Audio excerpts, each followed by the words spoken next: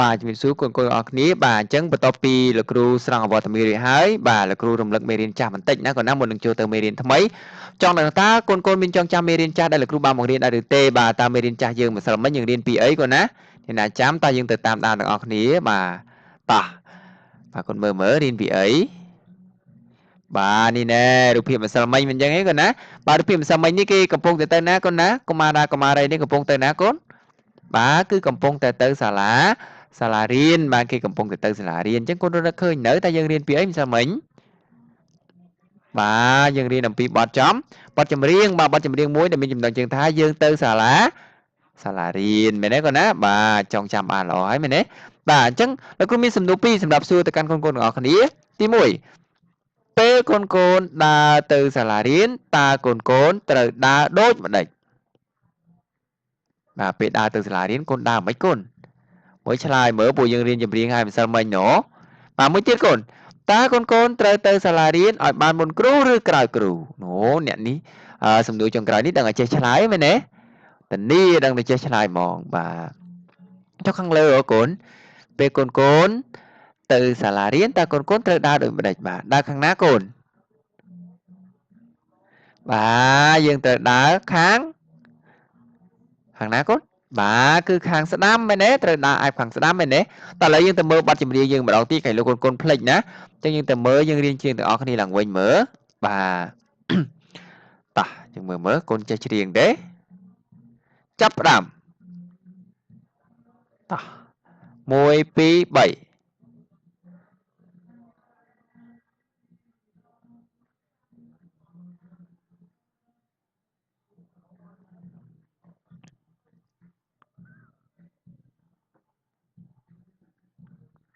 បាទម្ដងទៀតកូនម្ដងទៀត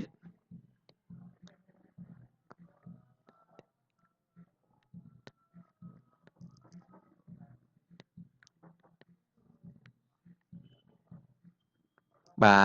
ទវគ្គទី2កូន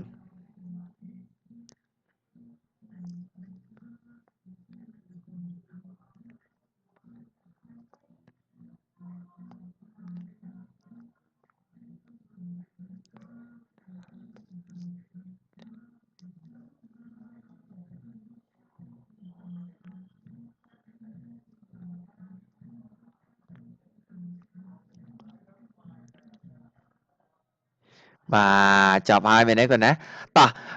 ចប់ហើយប៉ុន្តែមានអ្នកខ្លះអត់ទាន់ចេះបាទអ្នកអត់ទាន់ចេះយើងតាមជាមួយលោកគ្រូម្ដងទៀតណាកូនណាតាមម្ដងទៀតទាំងអស់គ្នាលោកគ្រូបាទច្រៀងឲ្យកូនស្ដាប់ម្ដងទៀតហើយកូនរៀនតិចតាមលោកគ្រូដែរមកបាទតោះ1 2 3មកមិត្តយើងអើយកុំនៅកន្តើយទៅសាលារៀនដើរឯបខាងស្ដាំតាមគ្រូបង្រៀនទៅសាលារៀនឲ្យបានមុនគ្រូទៅសាលារៀនឲ្យបានមុនគ្រូមកមិត្តយើងអើយកុំនៅកន្តើយទៅសាលារៀនដើរឯបខាងស្ដាំតាមគ្រូបង្រៀនទៅសាលារៀនឲ្យបានមុនគ្រូទៅសាលារៀនឲ្យបានមុនគ្រូដល់ពេលចេញលេងពួកយើងក្មេងៗកុំបងអង្គយូរលេងល្បែងកំសាន្តអារម្មណ៍បានធូរកុំបងអង្គយូរលេងឲ្យសប្បាយកុំបងអង្គយូរលេងឲ្យសប្បាយដល់ពេលចេញលេងពួកយើងក្មេងៗកុំបងអង្គយូរលេងល្បែងកំសាន្តអារម្មណ៍បានធូរកុំបងអង្គយូរលេងឲ្យសប្បាយកុំបងអង្គយូរលេងឲ្យសប្បាយបាទចាប់ហើយមែនទេកូនណាតានេះយើងរៀនកាលពីម្សិលមិញហើយអញ្ចឹងថ្ងៃនេះបាទតើលោកគ្រូមានអ្វីទៅដើម្បីបង្ហាញដល់កូនបន្តទៀតបាទនេះយើងរៀនហើយម្សិលមិញមិនអញ្ចឹងទេកូនណាអញ្ចឹងថ្ងៃនេះបាទក៏យើងមិនខុសពីថ្ងៃមុនដែរបាទគឺបន្ទាប់ពីយើងរំលឹកមេរៀនរួចហើយគឺយើងនឹងបន្តទៅមុខទៀតប៉ុន្តែថ្ងៃនេះយើងមានពន្យល់ពាក្យណាបាទយើងមានពន្យល់ពាក្យបាទយើងមានពាក្យន័យដូចអញ្ចឹងគោលបំណងធំសម្រាប់ថ្ងៃនេះលោកគ្រូចង់ឲ្យកូនចេះពីពន្យល់ពាក្យហើយនឹងចេះអំពីពាក្យន័យដូចនិងពាក្យថាដើរបាទពន្យល់ពាក្យមាន3គឺមានពាក្យកន្តើយមានពាក្យកំសាន្តនិងពាក្យអារម្មណ៍បាទកូនណាចឹងកូនមើលកន្តើយ មានន័យថាប្រងើយមិនយកចិត្តទុកដាក់បាទអញ្ចឹងកាលណាយើងមិនយកចិត្តទុកដាក់ធ្វើអ្វីមួយហ្នឹងគេហៅ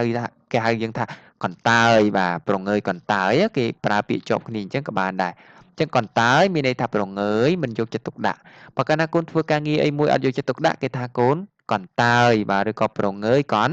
ន្តើយណាកូនណាបាទពាក្យទី2កំសាន្តបាទកំសាន្តមានន័យថាសម្រាប់ចិត្តធ្វើចិត្តឲ្យស្រាក់ស្រានបាទសម្រាប់ចិត្តធ្វើចិត្តឲ្យស្រាក់ស្រានអញ្ចឹងកាលណាយើងលំហែចិត្តយើងសម្រាប់ចិត្តធ្វើចិត្តឲ្យសុបាយហ្នឹងគេហៅថាយើងកំសាន្តឧទាហរណ៍យើងទៅកំសាន្តនៅបាទខេត្តកំពតយើងទៅកំសាន្តនៅអឺខេត្តសៀមរាបយើងទៅកំសាន្តនៅឆ្នេរសមុទ្រឧទាហរណ៍បាទហ្នឹងកំសាន្តណាគុណណាបាទអារម្មណ៍មានន័យថាម៉េចឧទាហរណ៍ថាថ្ងៃនេះលោកគ្រូមានអារម្មណ៍សប្បាយរីករាយបាទគុណយល់ពីអារម្មណ៍ប៉ុន្តែកូនអត់ទាន់ដឹងថាវាមានន័យថាម៉េចបាទអញ្ចឹងអារម្មណ៍មានន័យថាជាគ្រឿងតាក់ទាញចិត្តគំនិតឬក៏ការដឹងបាទគ្រឿងតាក់ទាញចិត្តគំនិតឬក៏ការដឹងហ្នឹងមានន័យថាអារម្មណ៍បាទអារម្មណ៍សប្បាយរំភើបបាទកើតទុកបាទហ្នឹងក៏សិតសឹងតែជាអារម្មណ៍ណាគាត់ណាអញ្ចឹងម្ដងទៀតកន្តើយកន្តើយមានន័យថាប្រងើយមិនយកចិត្តទុកដាក់កំសាន្តមានន័យថាសម្រាប់ចិត្តធ្វើចិត្តឲ្យស្រាកស្រានអារម្មណ៍មានន័យថាគ្រឿងតាក់ទាញចិត្តគំនិតការដឹងបាទពាក្យនេះដូចនឹងពាក្យថាដើរកូនចង់ដឹងទេបាទដើរ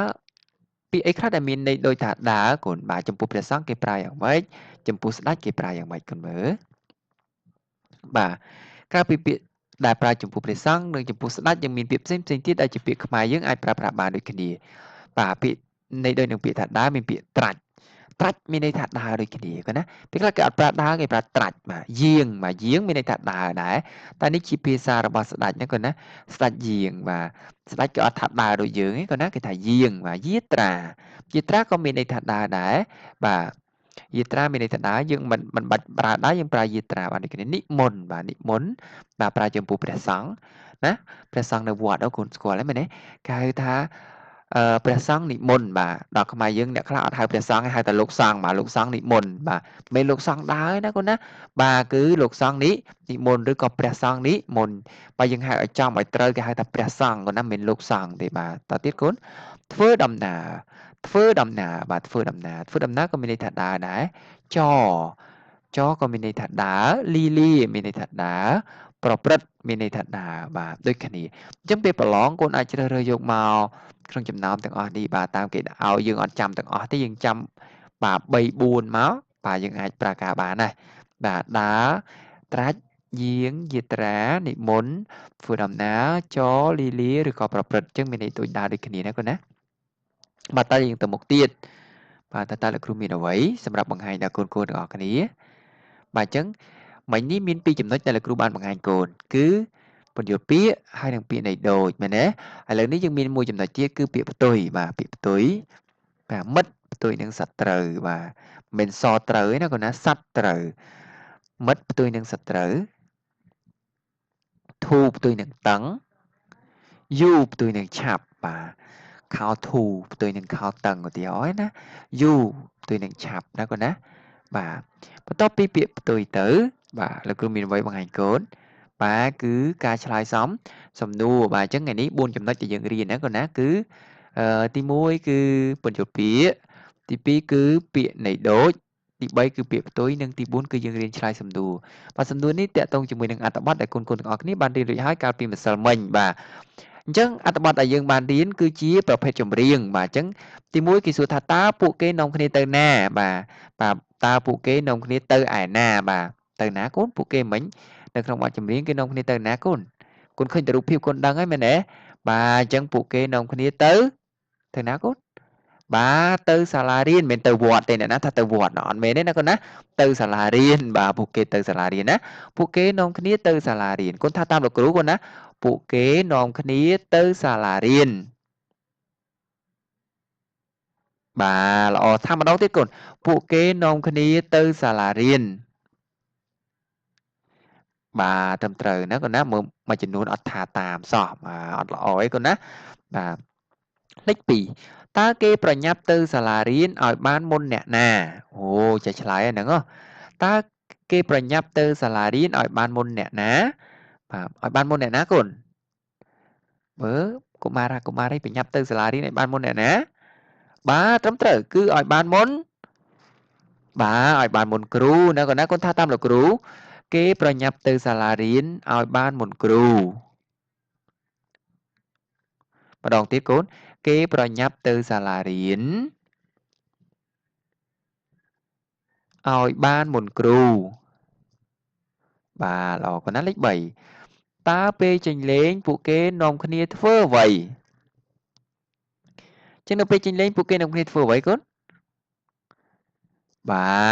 ទឆ្លាតណាស់បាទមួយចំនួនធំចេះឆ្លើយមែនទេតែមួយចំនួនតូចអត់ទាន់ឆ្លើយបានកូនណាបាទពេលចេញលេងពួកគេនាំគ្នាទៅអីកូនបាទនាំគ្នាលេងល្បែងកំសាន្តបាទកូនណាបាទកូនឆ្លើយតាមលោកគ្រូពេលចេញលេងពួកគេនាំគ្នាលេងល្បែងកំសាន្តម្ដងទៀតកូនពេលចេញលេងពួកគេនាំគ្នាលេងល្បែងកំសាន្តបាទត្រឹមត្រូវលេខ4កូនតើអ្នកចូលចិត្តរៀនផងលេងកំសាន្តផងដែរឬទេព្រោះអ្វីបាទមែនទេម្ដងទៀតកូនតើអ្នកចូលចិត្តរៀនផងលេងកំសាន្តផងដែរឬទេព្រោះអ្វីកូនចូលចិត្តមករៀនផងលេងផងទេកូនបាទមានន័យថាយើងមករៀនហើយយើងបានមកលេងផងមែនទេកូនណាបាទកូនចូលចិត្តចឹងអត់បាទចូលចិត្តមែនទេកូនណាចឹងកូនឆ្លើយថាខ្ញុំចូលចិត្តរៀនផងលេងកំសាន្តផងហេតុអីកូនហេតុអីកូន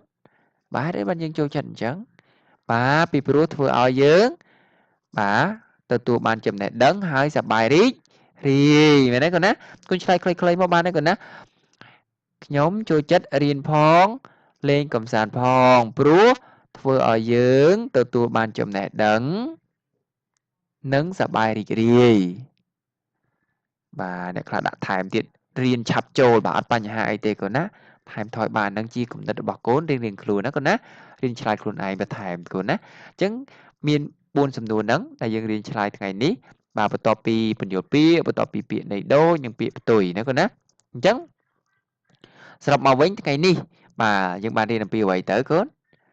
បាទថ្ងៃនេះយើងបានរៀនអំពីអីមិញភ្លេចបាត់ហើយថាមើលកូនថាមើល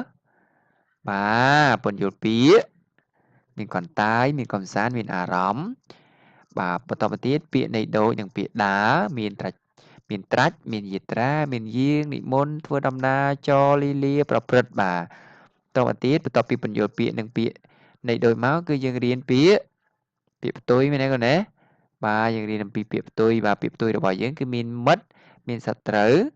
បាទបន្តមកទៀតមានធូផ្ទុយនឹងតឹងមែនទេមិត្តផ្ទុយនឹងសត្រូវធូផ្ទុយនឹងតឹងហើយបើគេដាក់តឹងបាទតឹងផ្ទុយនឹងធូហើយបើគេដាក់សត្រូវផ្ទុយនឹងមិត្តវិញណាកូនណាដូចគ្នាបាទយូផ្ទុយនឹងឆាប់